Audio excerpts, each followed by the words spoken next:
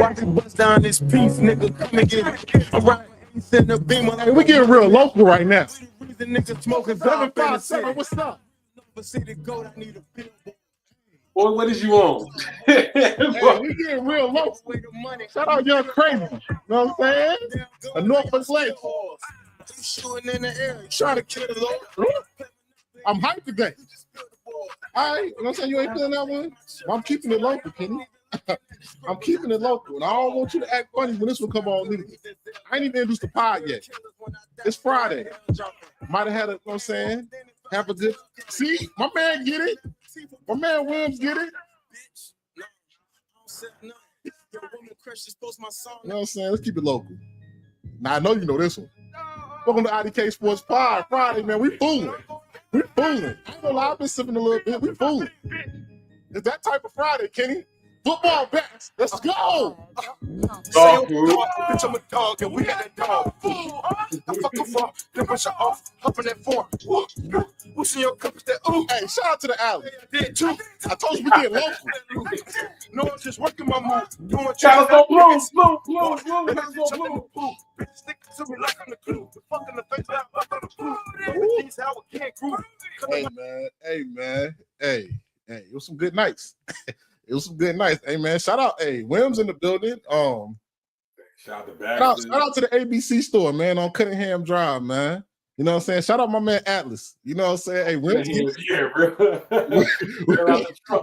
I done bought a couple mixtapes. You know what I'm saying? Could it be the car I drive? You know what I'm saying? Shout out. Shout out Cunningham. Shout out Cunningham. Hey, man, we in here, man. Everybody, welcome to another episode of IDK Sports Live, the weekly live podcast of IDK Sports Podcast. My name is Anthony. It's my main man, Kenny. And don't forget to like, share, and subscribe. You can catch us every week right here live on YouTube. And next day, like on your Saturday walk or like your Saturday morning groove thing, Saturday morning drive to work, whatever you're doing Saturday morning, catch us on Spotify, Apple Podcasts, iHeart, wherever you get your podcasts at. We right there too. It doesn't stop, man. It doesn't stop, man. It doesn't stop. So you know where we at, man. You know what happened last night. You know, Cowboys and Eagles. You see the picture? You know what I'm saying? Spit gate. The spit gate. You know what I'm saying? Yeah, they was wild. They was calling it a little hot tour game. calling it the hot tour classic. Hey, bro. Hey, what was going on, Kenny? I mean, it was early. We're gonna get into some other stuff, but I felt like it was just a bunch, like off the rip. I thought it was in there. Oh, it's up. Like off the rip. It didn't matter. It's up. Off the rip, bro. Like you spitting on cats off the rip. You ain't even gotta talk about it. You already know what's up. We ain't gotta be here long. You already know how we ride. Hey, man, y'all dropped the banner. Y'all dropped the banner on them, and then like y'all best defensive player spit on that dude, and that caused all the other events because Dak didn't do nothing. We'll get to that. I feel like the Cowboys team as a team had to respond, had to let everybody know, like we ain't, like that ain't us. You spit on him. Be clear. Be clear. This is my daddy house. Off the rip. But let's get to the game, man. Let's pull it up right here. Yeah. Let me get the banner off. Eagles defeat the Cowboys in the season opener 24-20. In a very good game in my eyes. Either with the weather delay, I didn't get to catch all the end of it. I kind of woke up right before the end because that weather delay. I had to work today. That's a fact. That's a fact. It was a long night, bro. That was a long night, bro. That was a long night. But Eagles, just a little bit of stats. Eagles, Jalen Hurts was 19 for 32 for 152 yards, had 62 rushing yards and 2 touchdowns. Saquon Barkley had 18 carries for 60 yards and 1 touchdown. Also for the Cowboys, Dak was a 21 for 34, 188 yards. CeeDee Lamb had 7 receptions for 110 yards. Kenny, how you feel about your Eagles? Oof, boy, I didn't know that boy went off for a hundo last night. That's crazy. I mean, it makes sense when I think about the game, but seeing it in black and white, like, sheesh. All right. Well, yeah, I'm gonna tell you right now, secondary, boy, get your ass back into the lab. Yeah. Where do we want to start, man? We starting with Spitgate. What we starting with Let's start with the game first. Let's start with the game. How did you feel about the game? Like early season matchup, first matchup. How you feel about the game? Oh man, I loved it. You got a division right out the gate, bro. So, and we just talked about dropping the banners on them. We talk about return to form, but not really like the same Eagles team. Micah just left. It was like, bro, it kind of wrote itself, but just the game itself. I'm gonna start with my squad. For those that don't know, I'm an Eagles fan. I've seen a maturation of Jalen Hurts last night. Right, I think he was decisive last night. I think it wasn't too much superhero ball that I criticized. That I've been like critical of him before in the past, like just making throws just cause and whenever. If we didn't call for a superhero play or a 20, 30-yard bomb, we don't need it. We're going to check down the guy. We're going to check down to the backs. We're going to, take what the defense gives you. And that just made a very, people hate the game manager moniker so much that when you see it done at an elite level, that it almost looks like, well, that is what quarterbacking looks like more often than not.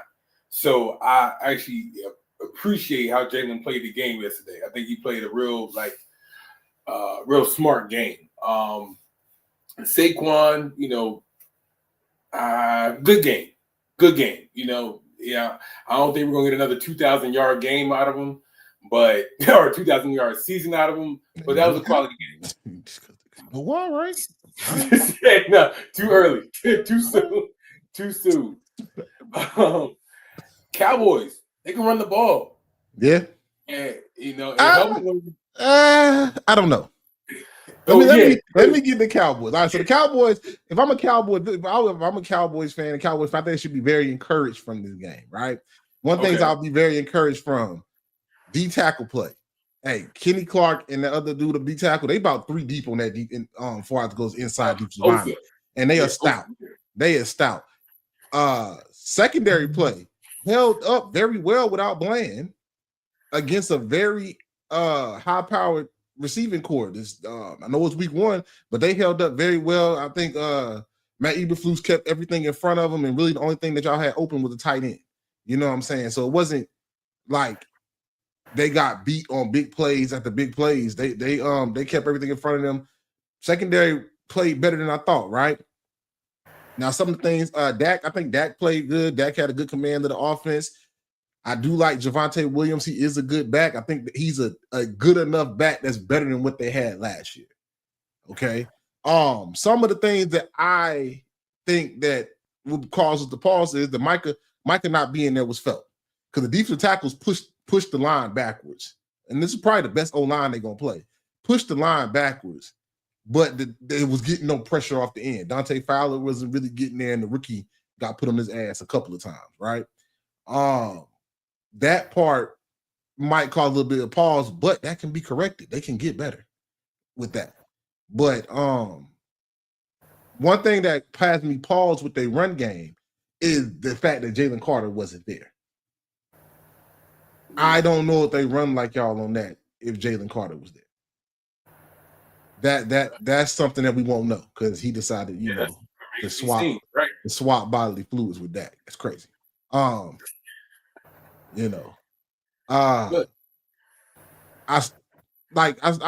a Cowboys fan, the word is like hopeful. If we can get Dante Fowler can get back to like somewhat what he was with the Jaguars early in his career, and maybe they find one more person that can get off the edge, they're gonna be a tough team to run on. They linebackers fly around, and it's all about can Elam be serviceable until Bland gets healthy.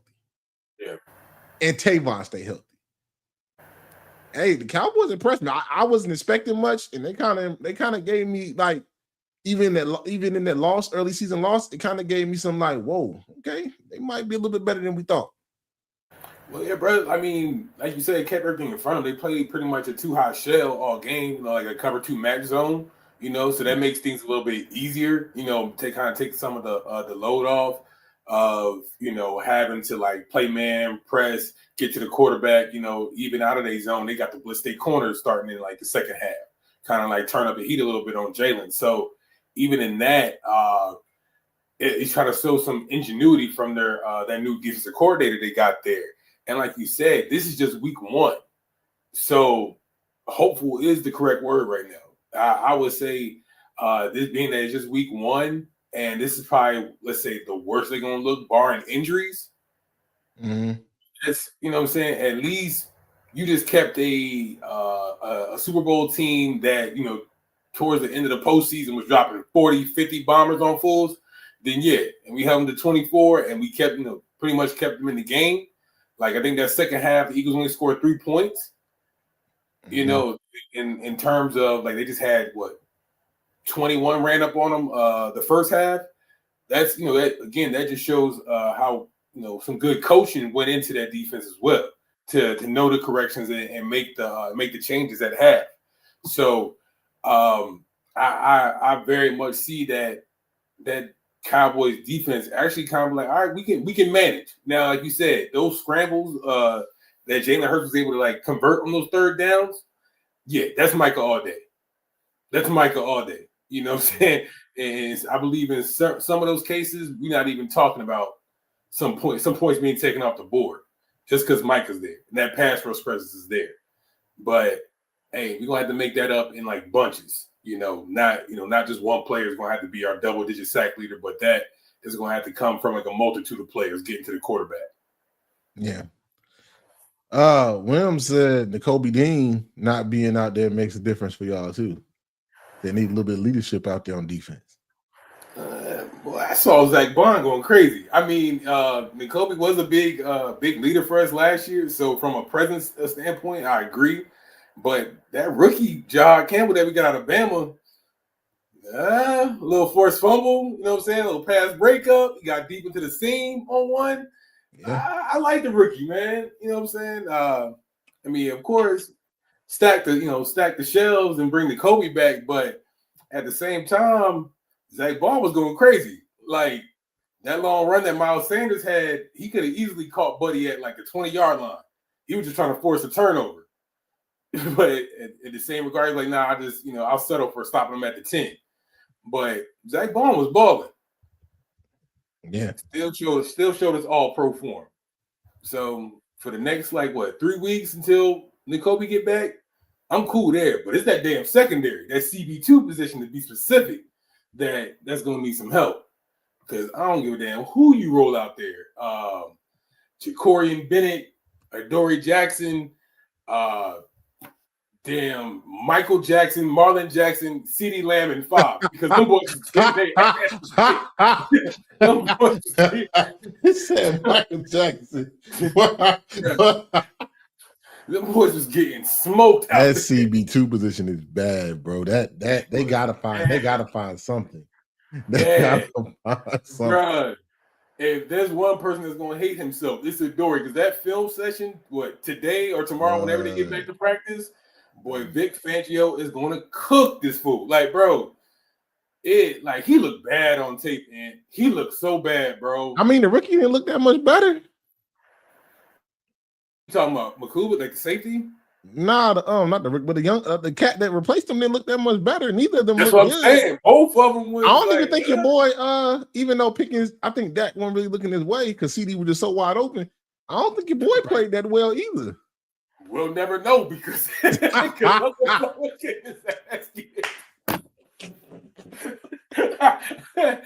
sitting over there like Kanye. I guess we'll never know. All right, so now we talked about the game. Let's get into the good stuff. 3 things. I got 3 questions for the Philly fans.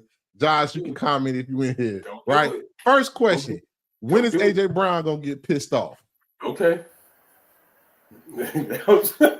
What week is AJ Brown about to be pissed off? Because it ain't gonna this ain't happening again. He let it go today. He let it go the last game.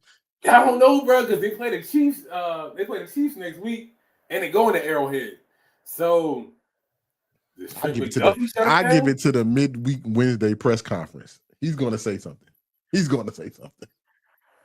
Oh, one target. So next week. One target, dog. Yeah, that boy ain't chilling on that. I mean, but at the same time, ain't like Devontae Smith was going crazy. You think he had 3 targets? I mean, they say my name ain't Devontae. My name is AJ Brown. You know what I'm saying? I ain't got nothing to do with it. I ain't got nothing. He cool with blocking. If he cool with blocking, I ain't got nothing to do with that. Bro, I feel like probably I can see what we call it. I can see some type of demonstration in 1 more week. I could see after, let's say, first half go by, he only had 1 target. It's up. Hey, it's over. It's over. It's up. It's yo. over. Right. It's over. It's crazy. All right. Next question. What's my next question for the Eagles? How many games y'all think Jalen Carter about to get? 1 or 2? He definitely getting 1. At least 1. But here's my thing. If it's just 1, dude, just count this game that happened yesterday. Bro didn't even take a snap. Ain't no predetermined suspension, big dog. Let me get a retroactive suspension, and that may work. And then another thing, I like Jason Kelce. Jason Kelce is one of I like him a lot. I like him as a personality and everything like that. But for him to start that narrative or to even repost that narrative on Twitter, or X, whatever you want to call it, that Dak started it. Come on, man. If you look at the video, did you see the footage? Bro, he was 5 yards away and spit on the ground. See the footage? My man walked up to him and spit on him. There's a difference, bro. That is not the same. Not the same. Hey, real niggas, I don't know what you want me to tell you. I don't know. It was on. Think about it too. It was on national TV. I feel what you're saying, Josh. He'll get fined, but it was national TV. Season opener that he did this. Roger Goodell. You know what I'm saying? He got down. You know how Roger get down. Roger don't play that. Bruh, I think it's like Josh said. I think we just settle it, find them both, keep going. Bro, let's tell Jordan Davis to be ready, bro. But did Jalen Carter get goaded into doing something stupid? Absolutely. Does that mean that you just go ahead and do something stupid? No. You know what I'm saying? You got to be an adult sometimes. Sound like all this was his fault. I don't know where you're going. Sound like he got goaded into doing something stupid, and he did it. I got, you want this cliff? You want to jump off of it? Here you go. That's cool. That's cool. I can do that too. I can do that too. Nah, for sure. But you just gotta be more mature than that. And bro, that's the downfall of having a team full of crash outs, bro. You know what I'm saying? You going to do something stupid, and you gotta live with it. I guess if you want to have that same success, team is full of crash outs, but. And from a historical perspective, cats like Zach Thomas, who I can only remember right now, spitting on somebody, they only got fined in situations like this.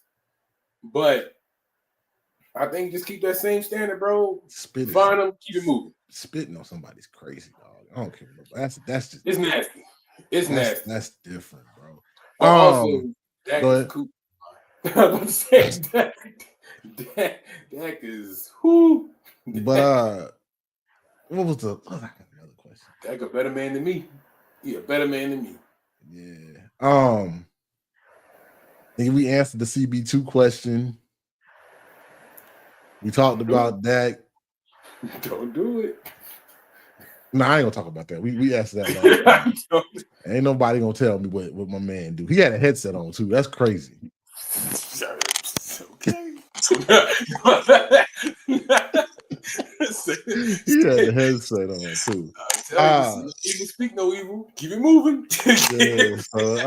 But far the season opener go, good season opener. Good season opener. Divisional game. Damn good season opener. Hey, ain't nowhere to go up from here. See, you know what I was going with it. I don't know what he does though. Is he a coach? Hey, Wims. Hey, Wims, is he a coach, bro? Is he what does he do, bro? What does he do? You took the bait, Wims. You took the bait, bro. You took the bait. He calling plays now. he calling plays, bro. I don't know what my man does, man. I don't know why. He's a leader of men. Bro, all right. Oh, man. But good opener to the NFL season. Hey, man, we got a full slate of football. But let's go back for a second and let's get into some things that we talked about last week. And the segment that we're going to have weekly is our IDK Sports HBCU football spotlight. This week we're going to spotlight the games that we talked about, and we're going to talk about some games that's coming up. Let's go first. Let's start with one first. Last week talked about this game. Kenny's beloved Hampton University Pirates traveled down to Jackson, Mississippi to go play at the Bet. End up taking the L to Jackson 28-14. It's kind of close to the score, I said. 28-14. Jackson State, Jacobian Morgan was 15 for 30, 143 yards, 7 carries for 42 yards. Ahmed Miller, R.B. Miller's little brother, 10 carries, 172 yards, and 2 tubs. Woo! That boy was going off. Fourth quarter, too. Both of them going crazy.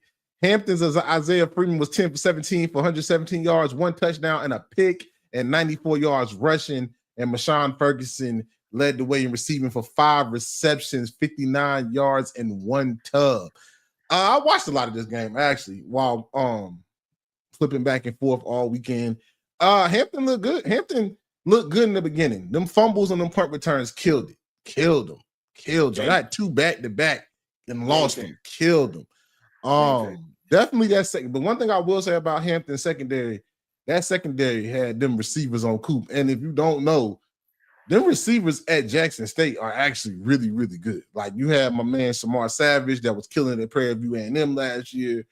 Now he's at Jackson State. I forget the other guy's name. He was at Mississippi Valley. He had over 1,000 yards last year at Mississippi Valley. He's at Jackson State, and they're returning their person. They had a really good receiving core, and they was all over. They was all over them receivers. But Jackson State does, and TC Taylor said it before, he wants his team to be physical and see if you can out-physical them for 4 quarters. And it just wore them down, kind of wore y'all down. Y'all was right there, and then towards the end, kind of wore y'all down at the end.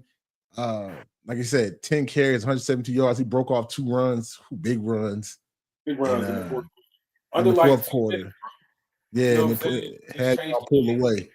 But I will say that I'm very, very, very. If I'm a Hampton fan, I'm still looking up though. We went down to a tough environment, season opener, and hung in there with a new team that has over 40. I want to say 45 to 40 new players. This year, new quarterback. So, you know what I'm saying. But end of the day, they count only almost counts in hand grenades. You know, Hampton lost. It is what it is. 28-14. The Jackson State. Kenny, what you got? Didn't shock the world. You's a petty Betty. We almost did. we almost did. My take was looking strong coming first half though. They were shook. They were shook. Yeah. Let's not do that. Yeah. It's like, oh, all right. Yeah. I look like I had some wisdom in the first half, but goddamn it, that first quarter came. And bro, hats off to Ahmed Miller, bro. Dog. Hats off to him. Bro, even if you're just doing the statistical data, bro, touching 172 off 10 touches, we talking high school right now. Yeah. Yeah, we talking high school. That's something you read on Saturday mornings on in the town newspaper of what your homeboy did the night before. That's different. Yeah. That's different. You know what I'm saying? But I did like what I see from Freeman outside of the pick. That big 63-yard scramble that he had on a pivotal 4th and 1. It was a gamble. It was a gamble play, but it was one thing that showed heart, right? I think it was kind of like a tone-setting play that, kind of said, nah, we Now we gonna really put our foot down. We gonna try to make something shake. Kind of so like we ain't about to get little boy coming down here to Jackson State, but I look at it as, hey, I can live with this one. I can live with this one. Again, like the way our secondary played. Freeman got, just kind of keep that momentum going, limit the mistakes moving forward. You know what I'm saying? I want to see more production from Ferguson, but as far as what we got this year, hey, let's get it. That's not a bad L. I'm not into morale wins, but I'm only into wins that count. But we got something to work with. Yeah. All right, let's go into the next game that we highlighted. Tennessee State and North Carolina A&T. North Carolina A&T and Tennessee State met in Nashville for the John Merritt Classic. Tennessee takes the win late, 24-21. A&T was driving, had a chance to tie the game with a field goal. Field goal got blocked. But I think was good showings for both teams that was rebuilding. Tennessee State, Jonathan Palmer's 11 for 21, 123 yards, 1 touchdown, 1 pick. Kendrick Rhymes, big play. Kendrick Rhymes, 21 carries, 174 yards, and 2 touchdowns. Man, he had 2 big runs that just kind of took the sail out of A&T as they was coming back. Broke off big runs, man. North Carolina A&T, Braxton Thomas was 11 for 13 for 169 yards and a touchdown. And Amonte Jones had 4 receptions for 91 yards, 1 touchdown. Man, they could not cover him. He was getting behind the defense. Almost had a chance to win the game with a ball that was just thrown a little too far outside by Braxton Thomas, but they had a chance to win the game. Actually caught the pass that got him down there to field goal range to have a chance to win it. So A&T takes the loss, but had a good showing. Like I said, good showing for both teams. I like they have a big play. Tennessee State has a big play back. Kendrick Rhymes is a big play back. All he needs is a little hole. He's very quick, shifty, and got breakaway speed. He is they got a little bit working with defense. Defense is a Greg Williams defense. They blitz from everywhere. You got to figure out where they're blitzing from. But they're going to blitz. They're going to bring corners. They're going to bring the safeties. They're going to bring the inside linebackers, outside linebacker stunts. It was a blitzing thing. Jonathan Palmer played good enough, a feasible quarterback, still first season early in the year, but a feasible quarterback. On the A&T side, I think Braxton Thompson is your quarterback. We haven't seen KJ play yet, but I think Braxton, the way he came out there, he kind of ran a little bit, extended plays, made some good throws.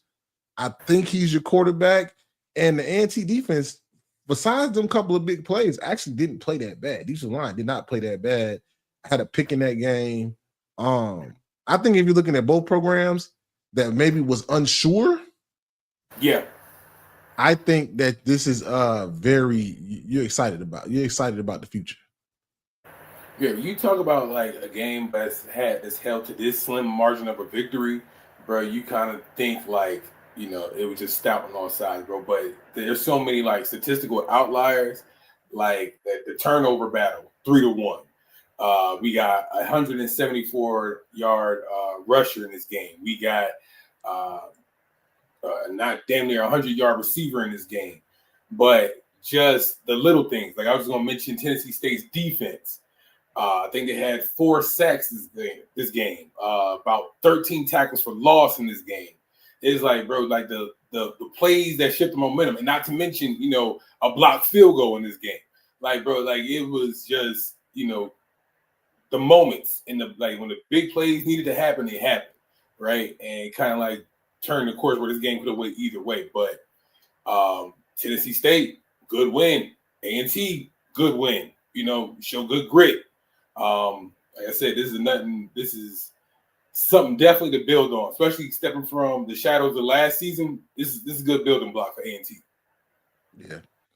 Yeah, I think they did good on both ends. Okay, so let's go into a couple of games I want to highlight for next week for our HBCU football. First one, Jackson State and Southern Mississippi, 5 p.m. Eastern Time on ESPN Plus. Sneaky, look at sneaky upset alert. Upset alert. The SWAC has not won against an FBS opponent since 1984. This might be the first one. Southern Miss with the coach from Marshall last year. Didn't look that great the first game. Jackson State maybe can keep them off the field, maybe can control the run game, control time of possession, defense hold up. Sneaky game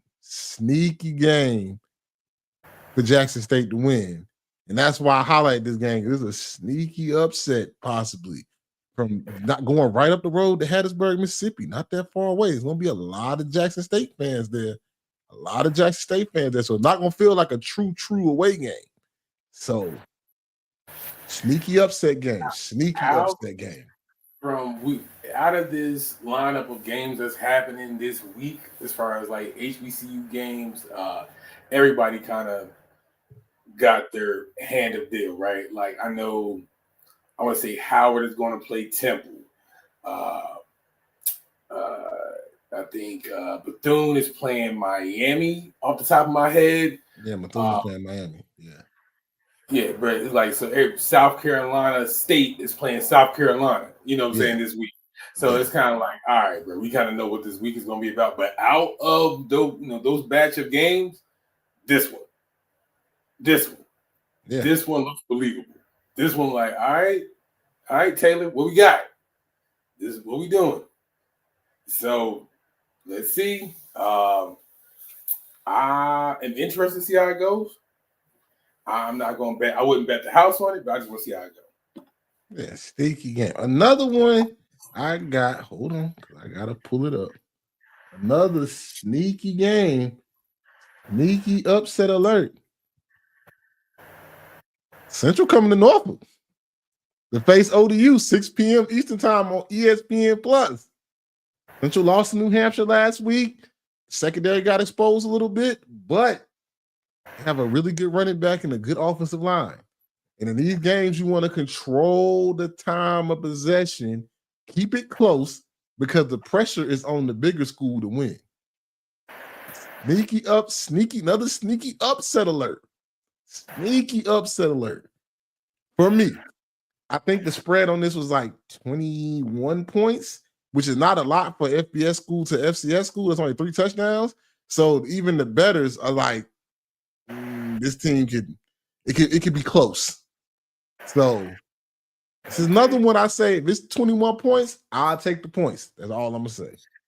I believe you, brother. If that's how if you believe it's close, I ain't gonna give you too much putback. What I will say is that ODU played a ranked Indiana team last week, and they kept it close. They kept it close for the majority of that game. All right, it's not the same program, Kenny. It's not the same program. You know, I just want to say, I ain't even gonna cap to you, bro. I'm gonna go home team. Get him out of here. Only you gonna get him out of here. I don't want to lie to you. I don't want to lie. I think it's gonna be. I think Central keeps it in 3 touchdowns. I think Central keeps it in 3 touchdowns. Yeah, okay, in 3 touchdowns, you get off the sticks and Madden. What are we talking about? I mean, hey man, you still getting paid to play. You know what I'm saying? It's a paid game. You supposed to blow us out. You're supposed to. Pause. That was crazy. Anyway, all right, man. Ice up on me. Mute up, Kenny. Mute up. Don't say nothing. All right. For sure. Hey, you know what I'm saying? I love all my HBCUs. All of them. I love all my HBCUs, and I usually root for a lot of them. But this week, we took a tumble last week. And Vic said, we got to be better. Yes, we do got to be better. But for this week, we got a different type of crew coming down. And all I can say is, fuck them niggas. Hey, man, it's Big State over here. All right, Big State. You know what I'm saying? And let me tell you something, man. All right. Certain things in HBCU football, we talked about this last year when my pops was on. If he in the chat, he'll tell you. Certain games you cannot lose. We'll give you the Townsend game. First game, Vic, yeah, that was cute. It was cute. First take was that's cute. This week, with them boys from Petersburg coming, with Dr. Henry Frazier, hey, Vic, somebody better tell him. Hey, you can unmute now, Kenny. Somebody to tell this man that it is very behoove of him to get this W this week. Norfolk State versus Virginia State, 6 p.m. Eastern Time, ESPN Plus, Battle of the States. It's going to be packed. If you thought last week was packed, you're talking 30 plus coming to this game. It's probably going to be another 30 outside tailgate. And they feeling real confident because if you don't know, Virginia State is a very good Division II team, a very good CIAA favorite. We don't need to lose this game. This is a game that I don't like to say must win, but damn it, this is a must win. And it don't need to be close neither. We need to beat these boys because you know it's still.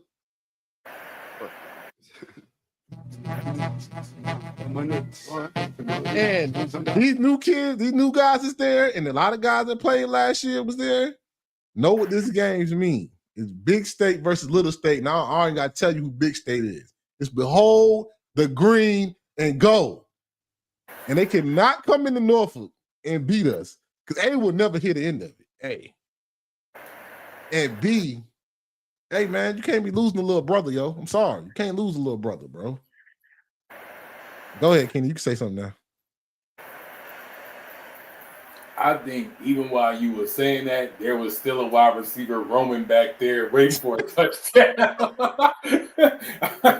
somewhere in William D. Price Stadium, there was a receiver roaming back there waiting for a touchdown. Hey, bro. I think there was that quarterback had that entire rant you had that going on. That's about as much time as the quarterback had to pick his receiver. Hey, I got this game, bro. Hey, bro. You know what I'm saying? NSU by 40. I don't care, bro. NSU by 40. Nah, not that much. We're probably because I respect Dr. Henry Frazier, but I'm gonna say we should out talent them, out physical them, outclass them 38-14. Get them out of there. You want to stand on that? I'm gonna stand on that. For Vic's sake, he better stand on that. Even Odom's and Latrell beat Virginia State. Well, Odom's lost 1 year. He got fired. See, he got fired. See what happened? Some games you don't lose, bro. And down the line, you'll have Hampton go have their time too. But far as when it goes to old rivalries and how many times we played each other, this is even bigger than the Battle of the Bay for a lot of people. Because as far as the public schools go, a lot of people from this area, and Kenny can talk, can relate. Either they going to Norfolk State or they going to Virginia State. Families are married, like husband and wives, cousins and brothers. It's like a family split up this weekend. It's gonna be a great time. It's still love for Little State. You know what I'm saying? But hey, we need to win this damn football game. I know that. My boy Webb said nothing beats a jet to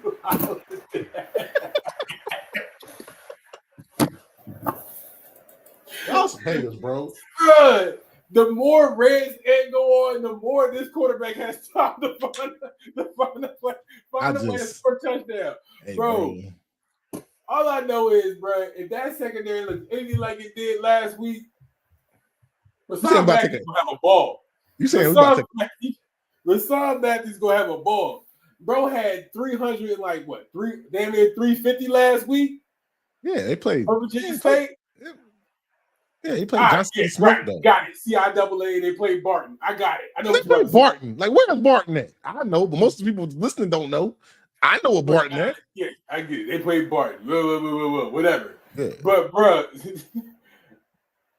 all right, just make it keep it that same way. Hey, and all I know is if we start losing again, I don't want none of that cool shit on the sideline. Cut somebody out.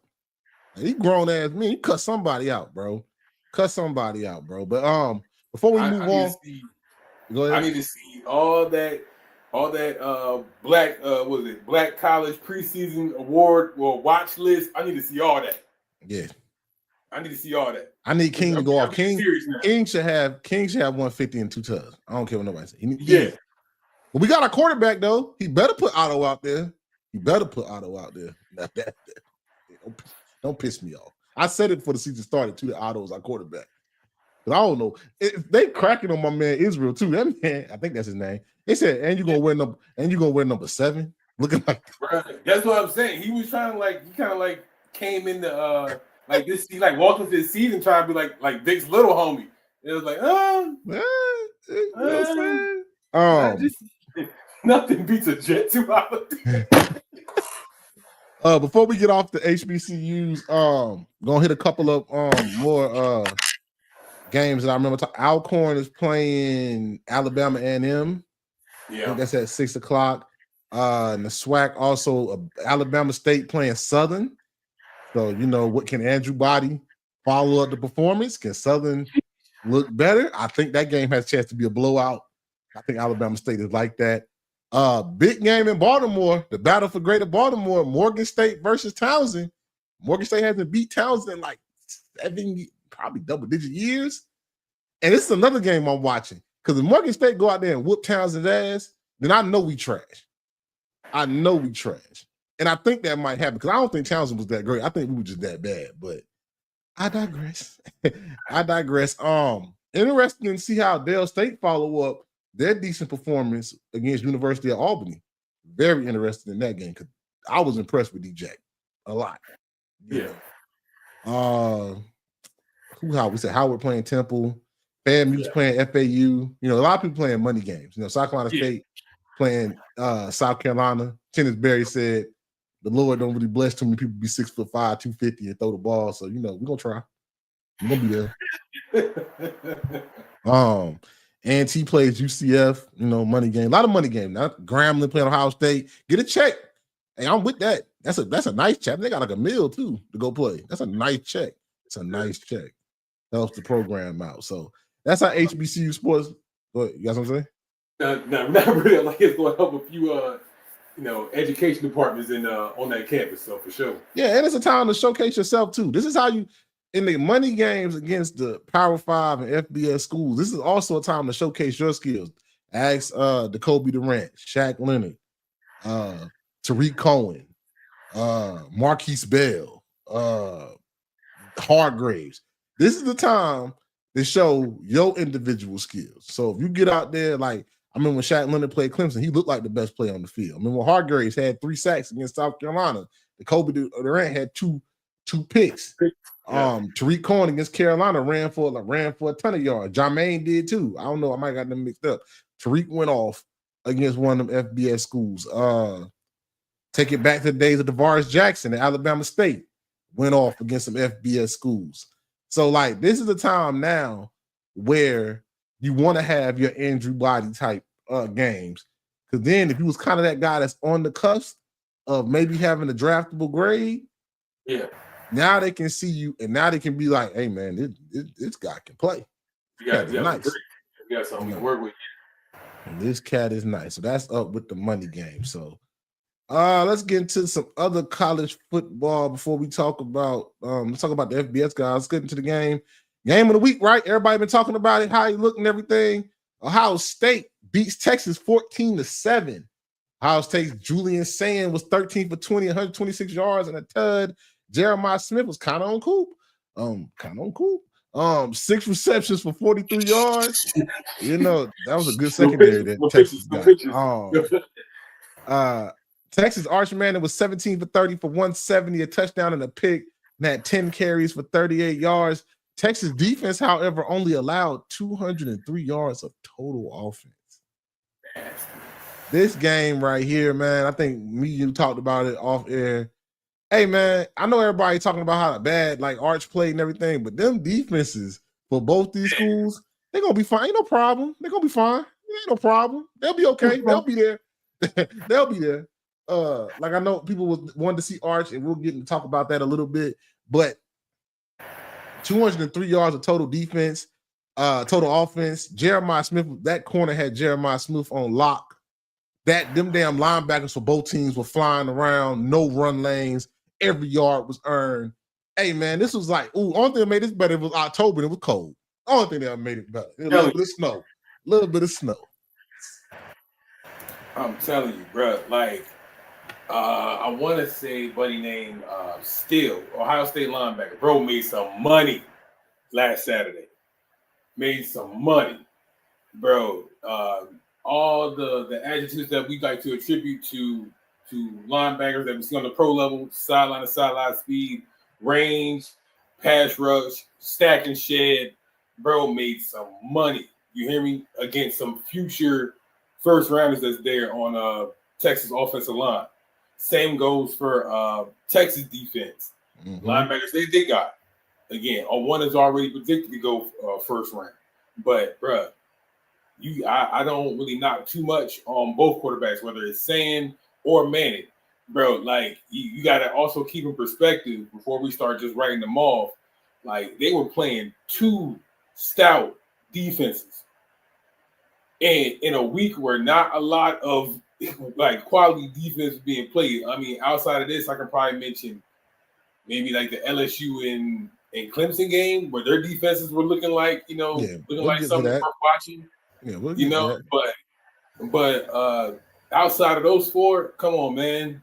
Let's not take too much off these kids' plate, bro, because it's like they're playing some quality football out there that past Saturday. So I don't knock too much for Arch Manning. Again, that's another thing I was gonna ask. How you let's talk about Arch a little bit. How you feel about Arch Manning? I think the media did. I think the media pretty much sold his ticket, bro. They sold his ticket before it was time. We talked about it on this podcast, and to ad nauseum, pretty much about like, bro, just give him a second. We said like last year we only seen 2 games. Just give him a chance first to really, like at least to swim out to the deep end of the pool, bro. Just give him a chance. But they started putting these generational labels on him. This whole thing, but bro, was like, so when he has an average outing, and be clear, he still had a chance to win this game last Saturday. Like their last drive, needed some help from his teammates. There was some drop passes on that last drive. He probably put too much sizzle on a couple of those passes. Like, but those are some of the peaks and valleys of college quarterbacking, bro. So is he a generational talent? No. Is he Deshaun Watson? No. Is he Lamar Jackson? No. But also, bro, you can still be a quality quarterback. Yeah. So at least give the kid a chance, and that's where I'm at with Arch Manning. It's like, bro, I'm not gonna say he's overhyped, he's overrated. I'm at the point where like, all right, well, let's see if the kid let's at least watch the kid grow, watch him play. Yeah. So,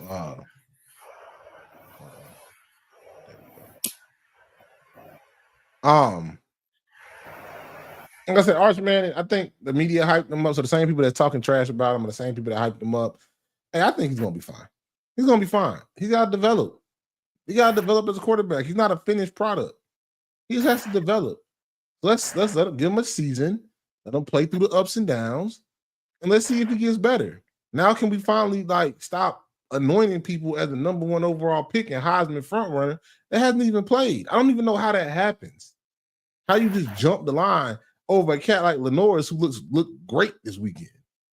I don't get it. I think both these teams are going to be fine. I think their defense is going to keep them in game. I think Texas is going to have a little bit. I think Ohio State had a little bit more time for their offense to get going because they schedule.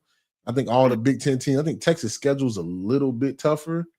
So I think stay in the SEC and actually compete for that SEC championship. They're going to have the offense get clicking, but they also have Steve Sarkisian, and maybe he can draw it up a little bit better. It was the first game. They always say the best improvement is from your first to second game.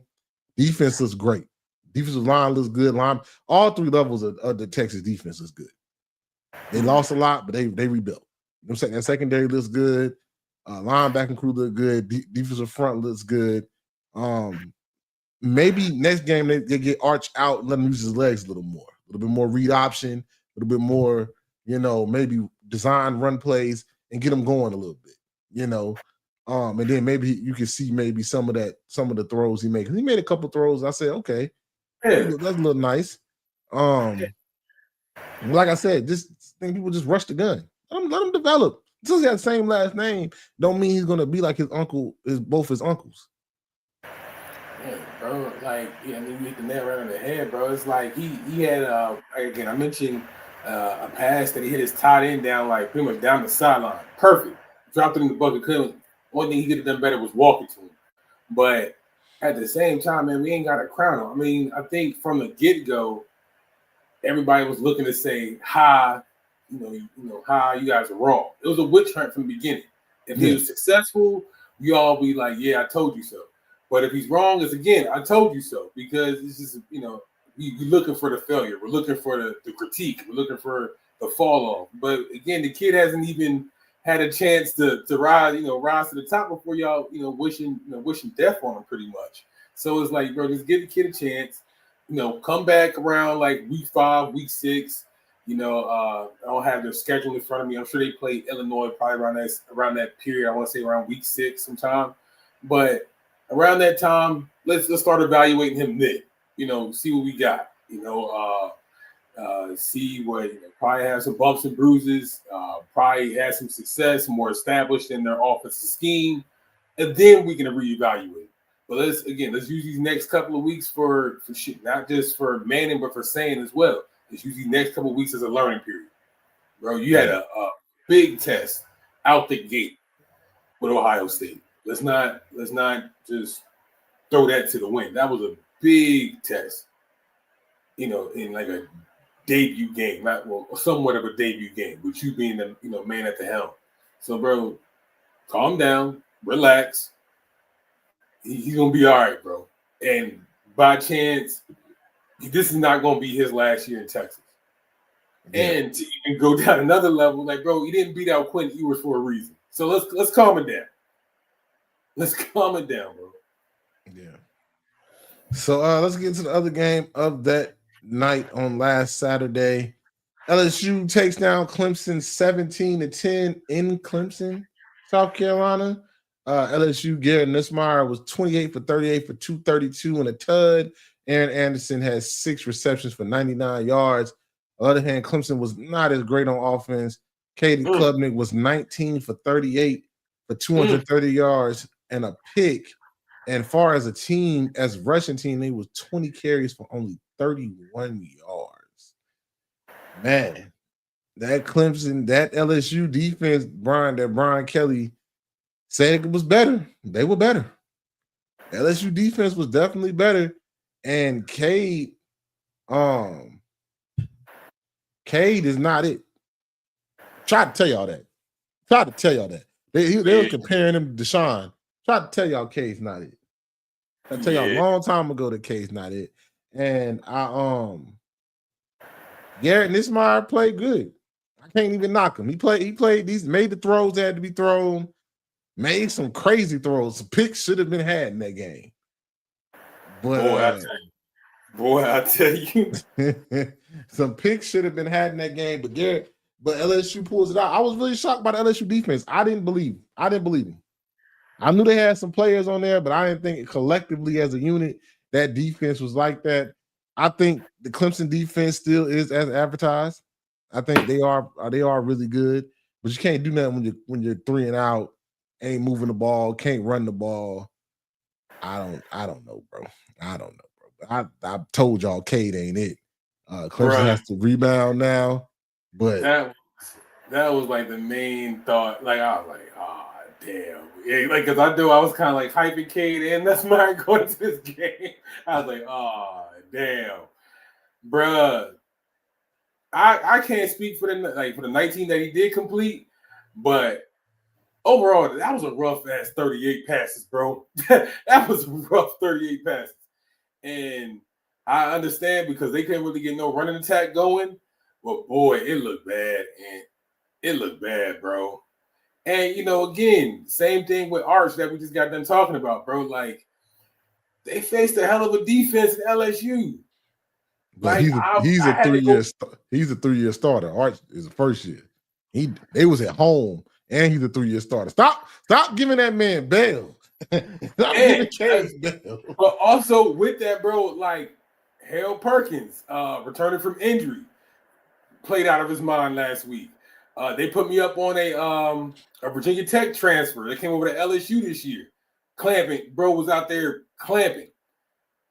The straps was out, bro. Mansour Delane was going crazy.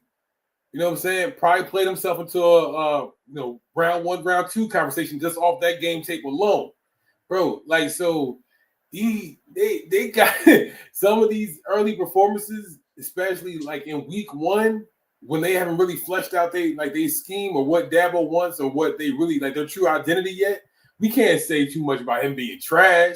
Who? We can't say. So, but who Club being it, trash? bro. All right, bro. I don't know how much more y'all. I don't know how much more people got to see before they just say it. Like, just say fair, it's okay. He's not. He's not a first round pick. He's not. All right. And to answer JD's question real quick, like, I don't think Nussmeier set the world on fire. No. If anything, bro, I'm probably looking at who had a better week in college last week? Lenoris. Boy from Florida State, Castaños. Was Tommy Castaño? I'm probably pronouncing his last name wrong. It's kind of hard to look week 1 because he's the only 2 that played somebody. Florida State played Bama. But Castaño's good, but he ain't like he's still young though. But I can say with a shout out, if somebody else compares Cade Klubnik to hey, that would be nice in being a Steeler. But y'all don't draft quarterbacks in the first round. Yeah, now keep that same energy, JD. Keep that same energy. Y'all don't draft quarterbacks in the first round. Yeah, let's fuck it. Cade, everybody kept saying Cade was like he like Deshaun, like Trevor Lawrence, like when, where, how? Peace, King. Peace, bro. Peace, King. when Cade Klubnik never gave Trevor Lawrence or Deshaun Watson. He didn't even really give Taj Boyd. If you want to take it back for real, take it back there for real. Now, like people grade the helmet, they don't really grade the player, bro. Like hey, bro, it is what it is. Maybe Clemson will bounce back. The thing that helped them, they're in the ACC conference, which is not that good. Even though people are gonna say, "Oh, they beat some SEC teams," they're not that good. Well, you better check in on Georgia Tech. You better ask Georgia Tech how you get there. Yeah, Georgia Tech won because Dion and them can't. Never mind. Don't get me started, bro. They can't set a gap. I ain't say nothing. All I'm saying is, fuck around and find out if you want to, but I'm in Georgia Tech, get your head cracked. That's what I'm saying. You ain't never seen a triple option like Florida that. Florida State did look good. The Florida State, like the Florida State, defense looked good. Castaños look good. Let me take this trash ass go. They look good. I think as the season go on, I think the quarterbacks are going to prove themselves a little bit more. I think Lenoris is going to separate himself.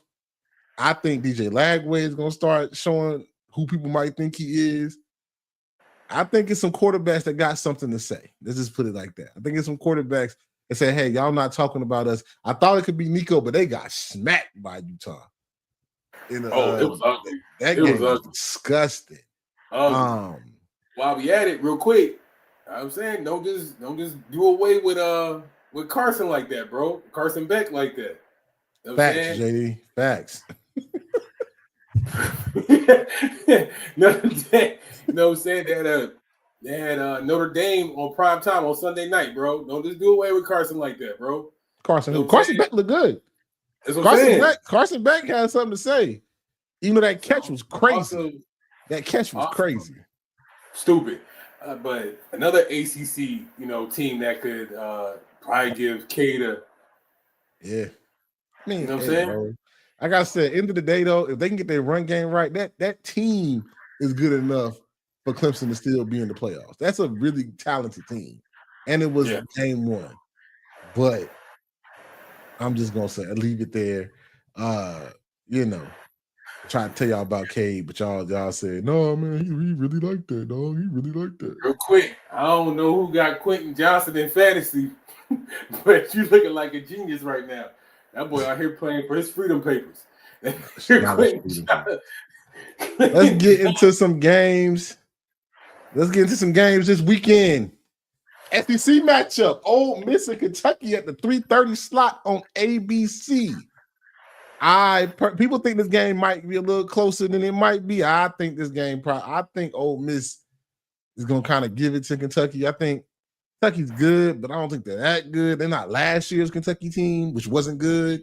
I don't know the spread on this game. I didn't write that down, but it is nice to have a conference matchup off the rip, on ABC at the 3:30 slot. Always nice to have a decent game on the 3:30 slot. Yeah, it helps the afternoon, especially a week like this one, bro, where it's kind of slow. So I can appreciate it.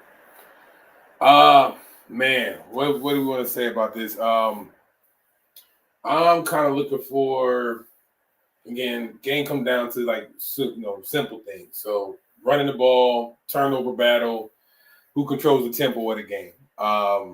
We know Ole Miss, what Lane Kiffin likes to do, kind of push the pace.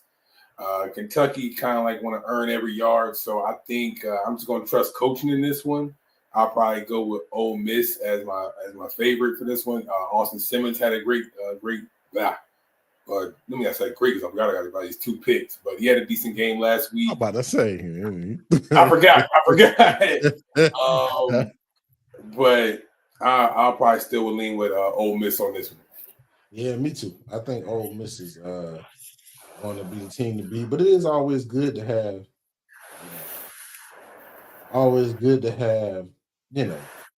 Conference football early in the year. Let me get into the next game, but I want to pull up stuff because I got some other stuff to say with that one. Here we go.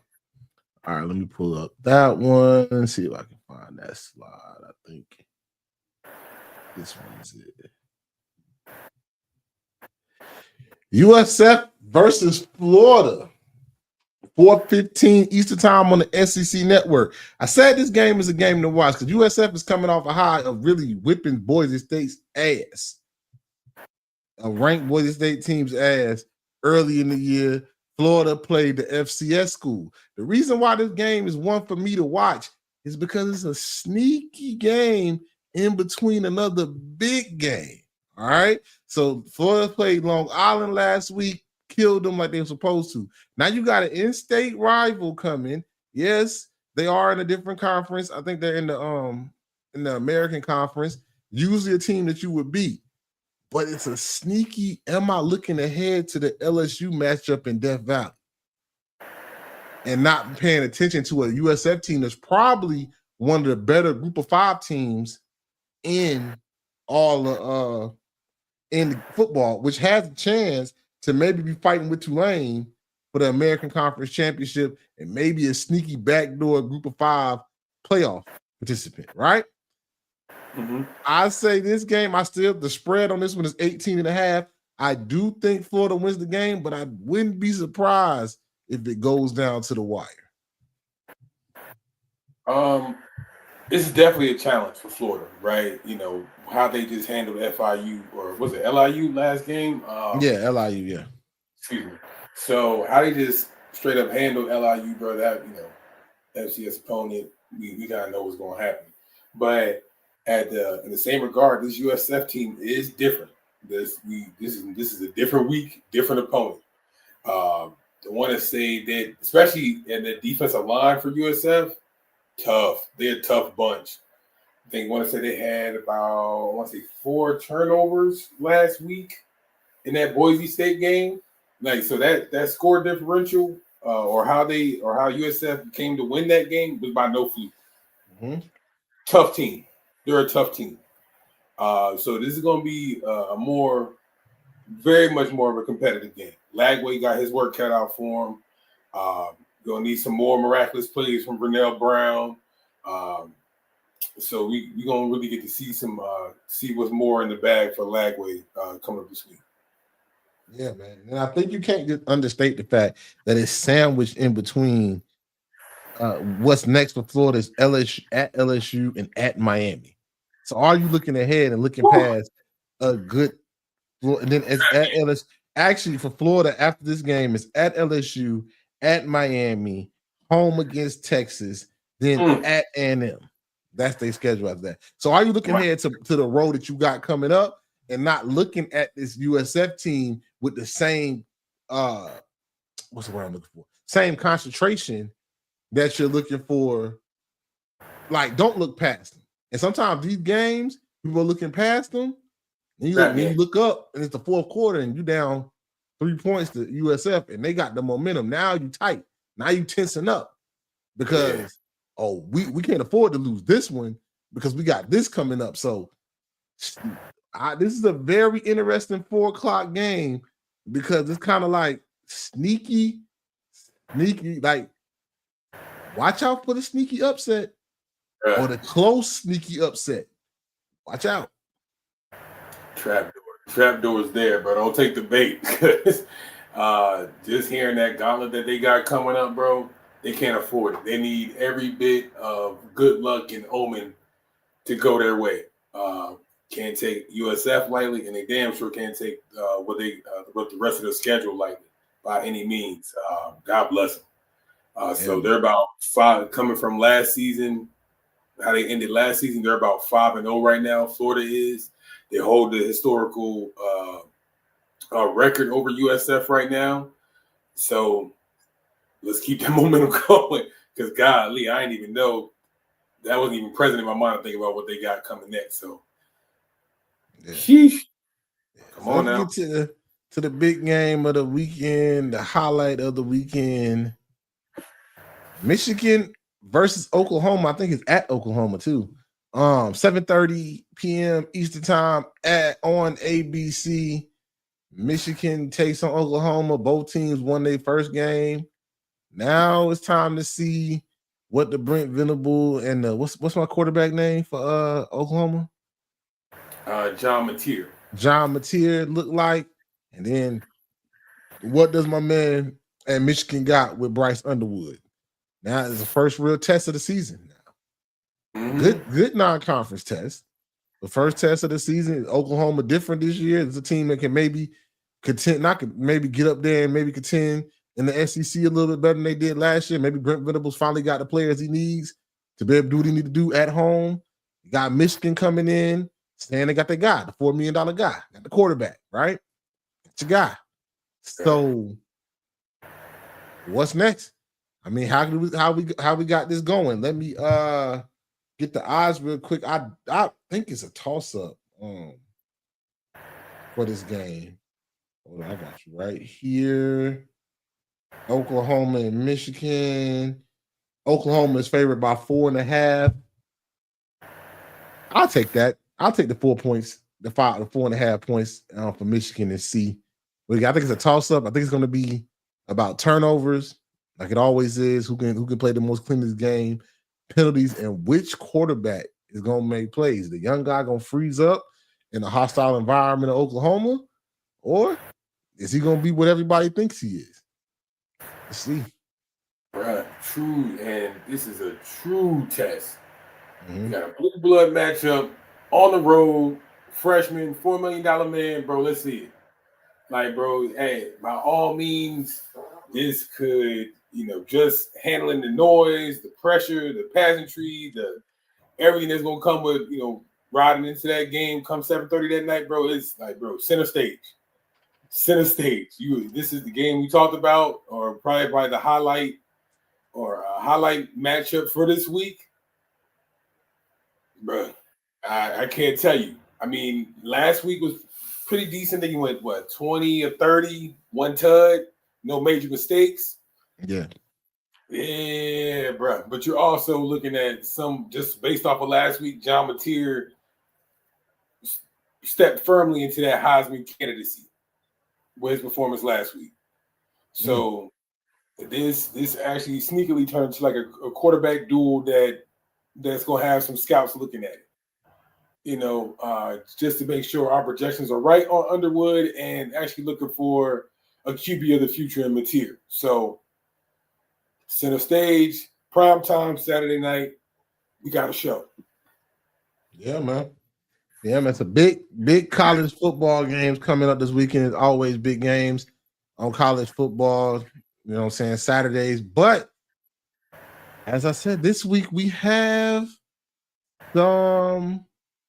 This week we got a full slate of pro games too, and forgive me with these slides because I want to make sure I get them right. So don't pay no attention to them right now. Hold on.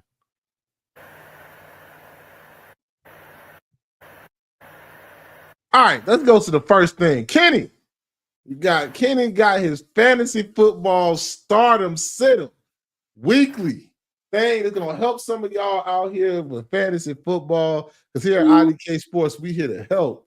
And Kenny is here to give you your people to start and sit. All right, you got anything you want to say before I pull up the first ones? Yeah, for sure. For sure, I got something to say. Hey, my DMs is open, and I drop addies. All right. so keep it cute. Keep it cute because I drop locations. All right. I don't want to hear nothing about man. I sat XYZ player on my bench because you said, hey, bro, run my fade.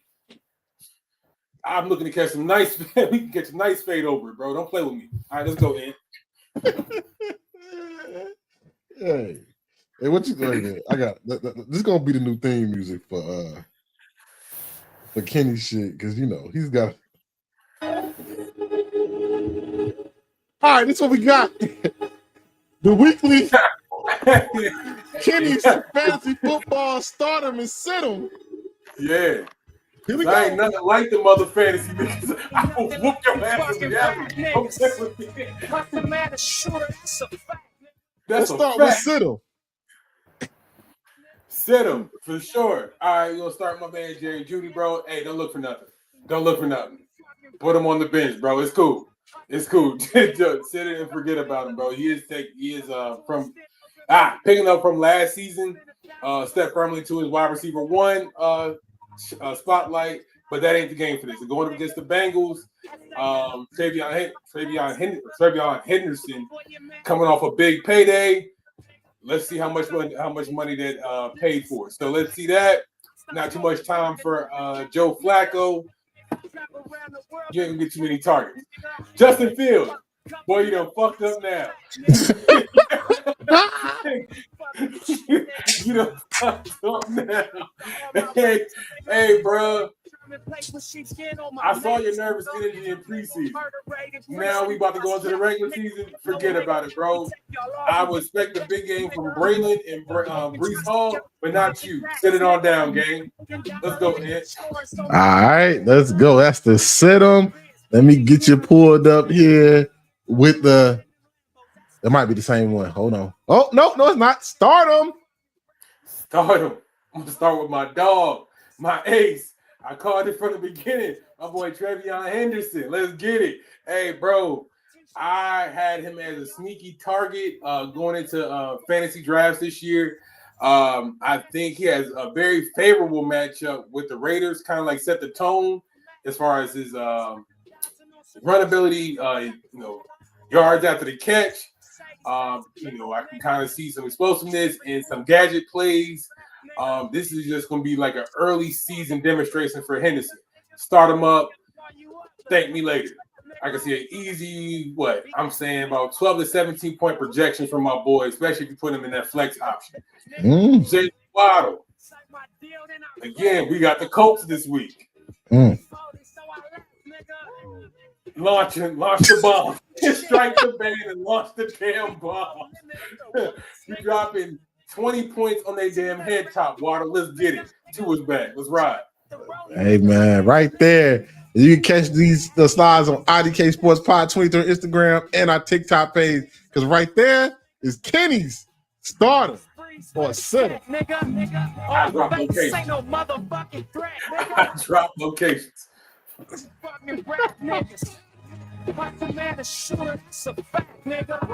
Hey, man, that's Kenny's stardom or sit him. Hey, man, he said, hey, the DMs are open. So, hey, he said, but talk nice, though. All right. So let's get into our next to last segment that we going to end the pod with is IDK Sports Week 1 pick 'em all week long, all season long. Me and Kenny will go up against each other to see who is the best at picking games, who will pick about how many here? 1, 2, 3, 4, 5, 6, 7 games. These will all be Sunday games or Monday games because we pod on Thursday. So the Thursday games we won't add into this. So let's just go down the board. Well, we'll keep a tally and we'll see how we end at the end of the year. Let's go with the week 1 pick'em. My Carolina Panthers versus the Jaguars. All these betting odds are by ESPN Bets. ESPN Bets, holla at your boy. Hey man, we got space. You know what I'm saying? Catch us while we're here. ESPN Bets has these all. I got all these odds from. It's the Jags, 3.5 favorites against the Panthers. I'm gonna go Jaguars. I think Trevor Lawrence and I think the new coach come out kind of hot. I think the Panthers still got a little young mistakes left to do. I know. Oh, and you pick against your old team. I always pick against the Panthers. Yeah, and never usually, and I usually never do real. You ain't keeping it real. So I'm gonna go Jaguars. Kenny, who you got? Panthers, man. I'm gonna hold it down for I'm hold it down for Charlotte. Says ain't gonna do it, bro. Hey, man. Bryce Young, I had the Panthers picked as an underdog this year, and I think we make that point clear come week 1. I think we start out hot. I think we're still going to figure out who Travis Hunter is. That's not going to bode well, especially if we're talking about playing them on both sides of the ball. So while they still figuring out, Bryce Young, again, picking up from some of that momentum he had at the end of last season. I'm very interested to see what McMillan does his first game out, especially now that they feel as comfortable to let go of your boy that just went to the Vikings. I can't remember his name right now. Just forgot his name. Adam Thielen. Thank you. Just because they felt as comfortable to let Thielen go. So that means somebody stepped up as the alpha in that wide receiver room, and I think McMillan is feeling like he might show that he's him come this Sunday. So I'm rolling with the Panthers. All right, next one, Commanders and Giants. I'm going with the Commanders, a 6.5 point favorite, and I'm taking all 6.5 of them points. Commanders win, and I think win big. Ooh, and I came to argue about this because I knew you was going to fall into my trap. Giants winning this game by field goal, walk-off field goal. Let's get back on that bus. Hey, bro, I'm not playing when I say that that front seven for the Giants is going to be a problem. Jaden Daniels will be in hell come Sunday afternoon, and I mean that. Boy will be in hell, especially. I think they get away. I think he gets away. That's what we differ. I think he gets away. Yeah, bro. All right. I'd rather let Abdul Carter show you better than he can tell you. So I'm rolling with the Giants. We don't know. This is the first time I heard of whoever Jacoby Merritt is. So don't blame me, guys. He might end up on my fantasy picks later down this season. I'll let you know. But for right now, Giants. All right. Next game, Bengals, 5.5 point favorite versus the Browns. I think the Bengals win by 3 touchdowns. I'm joking. It's pro. Bengals win by 2 touchdowns. And we get a Dylan Gabriel sighting in this game. Ooh. Yeah, I ain't gonna contest that. I'm going Bengals too. Hey, I got a slant for Jamar Chase going for 60 while we at it. So there's that. I think Joe Burrow is I don't think he's taking no prisoners this year, bro. They going to the playoffs, whether that defense likes it or not. So I'm going Bengals, bro. All right. So next one is the Bucks. Toss-up game, 1.5 point favorites versus the Falcons, NFC South division. The two teams that we think probably are going to win this division. I'm a little high on the Falcons. Watch on TikTok. I've been all over TikTok saying that the Falcons are going to win this game. I mean, the Falcons are going to win the division. I think they're sneaky division winners. I'm going to go Michael Penix and them have a big day. Drake London has a big day. Bijan has about 70 yards rushing, another 50 yards receiving. Falcons, close though. Field goal, end of the game. Moneymaker Baker, bro. I'm going with the Bucks. I'm going with Bucks. They just lined a CB1 Zion McCollum. Excuse me. Zion McCollum just got paid out there. That defense is looking stout. I think Drake London is going to be on Coop this game. I'm not going to hate on Bijan because that boy is a dog. and is going into a possible contract season where he can get paid early. So I'm not going to hit on that aspect. But the triumvirate of receivers that they got out in Tampa Bay, I think Baker can make something happen. And you just got your good old dog Mike Evans still, Mr. 1000 himself. So yeah, this is just another year in the legacy. Bucks. All right, Lions versus Packers, another toss-up game. I'm gonna go, even though I'm very high on the Packers. I think that Micah experiment ain't starting so early. I think he got a little nagging injury going on. I'm gonna go Lions by 10-2. And they pull away late. I think Jared Goff and them get going early. I think Jahmyr Gibbs makes some big plays. James Williams, St. Brown. I think it's got a little bit too much offense. The Packers are still, I think, gonna be a better team down the road. I'm gonna take Lions by 10. Aiden Hutchinson is back, correct? Yes. Yeah. Okay. So yeah, I'm taking that because for that reason, and I just know Jordan Love is going to throw a pick. I'm going Lions, and it's going to be a costly pick too. It's going to be a costly one. All right. Texans and Rams. Rams are 3.5-point favorites, and I think the favorites are going to win this one. I think Matthew Stafford supposed to play right. Yes, sir. With the addition of Devontae Adams, even though I'm very high on the Texans, but I'm also very, very high on the Rams. I'm gonna take the Rams in the early week 1 matchup. Rams late touchdown. I think Matthew Stafford and Devontae outplay. Well, in the run with the run game and the defense, I think they kind of outplay the Texans. I still think Nico has a big game, but I got this maybe being one of the more funner games of the weekend, probably high scoring. I'm gonna go Rams in a high scoring shootout. I'm going to flip on this one because I actually had the Rams and actually again had them making a deep playoff push. Even I don't think this is going to matter any come later this year, but I was going to pick the Rams. But I'm gonna flip. I'm gonna say the Texans. That I think the health status of Matthew Stafford is going to be a question every week, bro. I don't think he's as 100% or even going to be close to 100% at any point this year. I honestly don't. Because, since our last pod, starting to hear some more murmurs coming out that camp or coming out of LA, like they're really concerned, bro. Like they're really concerned about boys' health. And I don't know if that's going to stand up for a full slate, a full schedule this year. So I think that's going to be exposed, especially when you're facing the likes of Daniel Hunter and Will Anderson coming off the edge this week. So with that, flip it. You're gonna flip what you. Make sure you text me and tell me that you flip because I want to keep score. And I had, I had other stuff. So yeah, I got you. I got you. I will flip on Sunday night football. I should have made an ad for this by itself. We will have starting next week one premier match of the week of the Sunday, and this is the one: Ravens versus Bills out the gate.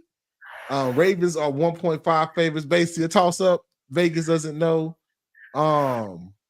Kansas City ain't looking good for them. I got the Ravens here. I think Lamar and them start off hot. I think that defense with the addition of Alexander, Cal Hamilton gonna be able to play a little bit freer. I got the Ravens, close game. And I'm gonna give a score for this one. I think the Ravens wins this 34-31. But I think Josh and Lamar have moments in big games, decent games in this, and show why they are. This is the premier top matchup of the weekend. A good Sunday night game.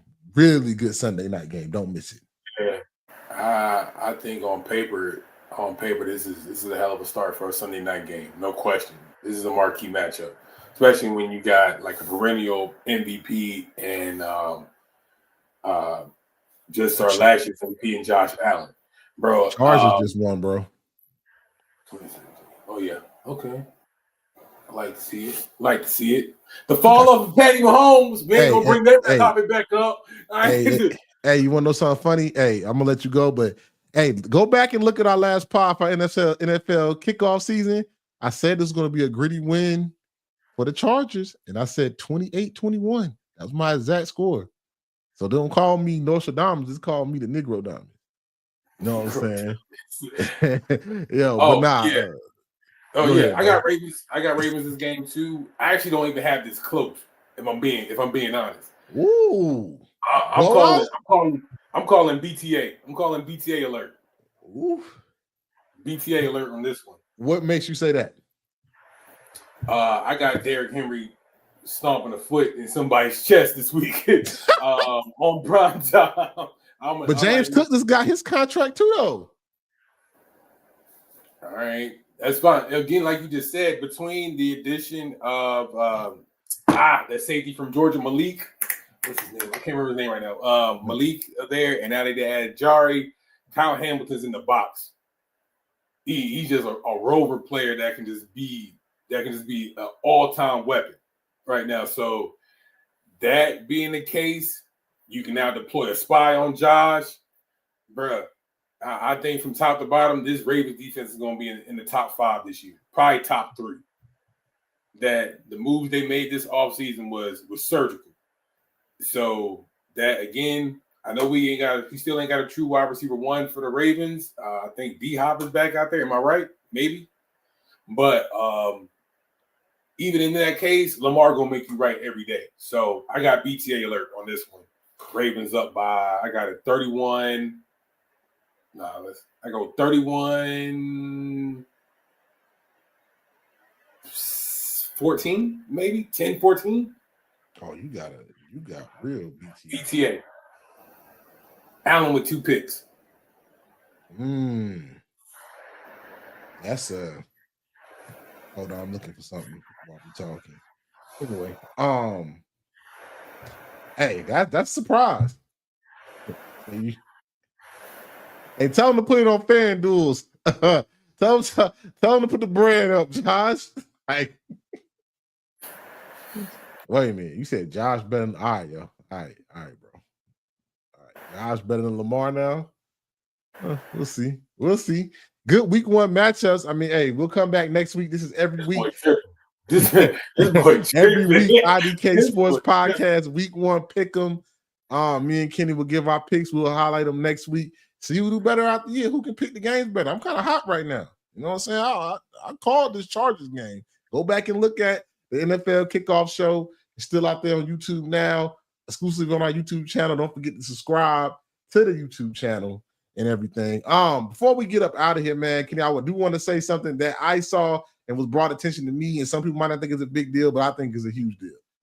As week 1 kicks off, there is, I think, 16 starting black quarterbacks in the NFL right now, starting week 1. And why that is a big deal for somebody, why I think it's a big deal. We're coming from a time where they said black quarterbacks were not smart enough to play the game, right? To play on the NFL level. They wouldn't draft us. They wouldn't let us play quarterback. Also was middle linebacker and safety, but definitely quarterback. You're coming from times where it was only like a Warren Moon or Randall Cunningham. You couldn't even really be a black quarterback in the major colleges. You know what I'm saying? You got guys like Charlie Ward, who was great at Florida State, never got a shot to play in the NFL. That's what is now to see that we got 16 black quarterbacks in the NFL starting week 1 is just showing now where like young kids can look, especially that look like them and look like us, can say, hey, I can be a quarterback too. And they're not all just the athletic type quarterbacks, like the Mike Vicks, the Cam Newton, like that. You got the Geno Smith, who's a thrower. You got a young Spencer Rattler out there. You got a Russell Wilson out there. You got some other quarterbacks out there that are different styles. And it is good to see that now that the representation is there. You know what I'm saying? We had the representation in all the other positions. Now the representation is there at the main position, the head of the franchise, the face of the franchise. The only person that's the other face of the franchise is the coach. And we're working on getting coaches and getting more equality with the coaches, but to have 16 starting African-American quarterbacks as of week 1. Hey, man, shout out, man. I'm rooting for all of y'all. I hope all y'all had success. And that's like, I mean, hey, that's a big deal. To me, that's a big deal. Nick Bosa about to go on a revenge tour for America this year. 16 black quarterbacks. Boy, I'm getting this back for Trump. Y'all done lost your damn mind. What's wrong with y'all? 16 blackies? Oh, nah. I'm putting somebody in the dirt behind Trump. You crazy. Hey, man. Not Nick Bosa about to go crazy. But nah, that is a beautiful thing to see, representation, because everybody wants representation at the end of the day, especially at the position that it matters the most, right? One of the position that matters the most. So man, good episode, man. Really good episode. Hope everybody enjoying. I kind of like the YouTube look with the Chargers. We can talk a little about the Chargers Chiefs now it's over. I like the YouTube look with the Chargers and the Chiefs. Kind of surprised. Right? Kind of flies. Kind of surprised how much they threw the football. 300 yards and 3 tubs, I think. For in a hardball ran team, that's crazy. Yeah, Mark Southern flashes of Amari and Hampton. Defense looks strong. That was surprising how much the Chargers threw the football. That was very surprising. Why the advantage I didn't know they had, or again, is Chiefs looking a little long in the tooth. I think we just I'm relenting a little bit. Let me say Patty did look a little bit his vintage version. He was still scrambling, still making plays out of no way, making magic happen. So I'll still give Patty that from the parts I could see while we was podding. But Herbert, how about it, bro? Little, a quality dub out the gate. What we thinking? You know what I'm saying? How we feel? Yeah, Herbert. This is a little stats I got to pull it up. Herbert was 25 for 34 for 318, 3 touchdowns, no picks. Amari and Hampton had 15 carries for 48 yards. Quentin Johnson, like you said, fantasy football, went off for 5 receptions, 79 yards, 2 touchdowns. Keenan Allen still showing he can still get his 7 receptions, 68 yards, and a tub. I mean, they threw the ball a lot. They didn't run as well, like with a Harbaugh-led team, and Greg Roman ran offense. Didn't run as much, but they really let Herbert let it go, and Herbert did not turn the ball over. Yeah, that's been the main thing, right? Like control, limit the turnovers, play winning football. I'm not gonna put him in my top 5 this early, but that's quite the statement. It's quite the statement. Going down getting the dub in Brazil. All right, Chargers. Yeah, the Chiefs. Patty had 24 for 39, 258 in the touchdown. And he ran the touchdown, ran 57 yards. Hollywood Brown had 10 receptions for 99 yards. Travis Kelce, he still got almost 50 yards in the tub. You know what I'm saying? And, hey, that's a good FanDuel parlay.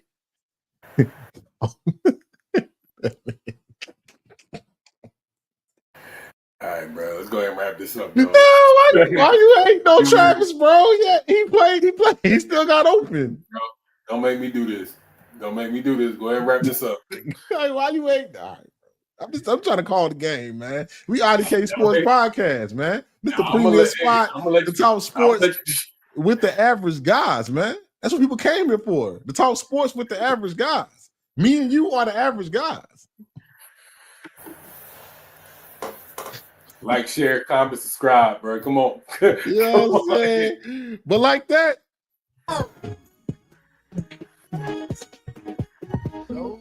IDK Sports Podcast, your premier spot to talk sports with the average guys. My name is Anthony. It's my main man, Kenny. Don't forget to share, like, subscribe. Check out our content on our YouTube page. And until next time, I holla.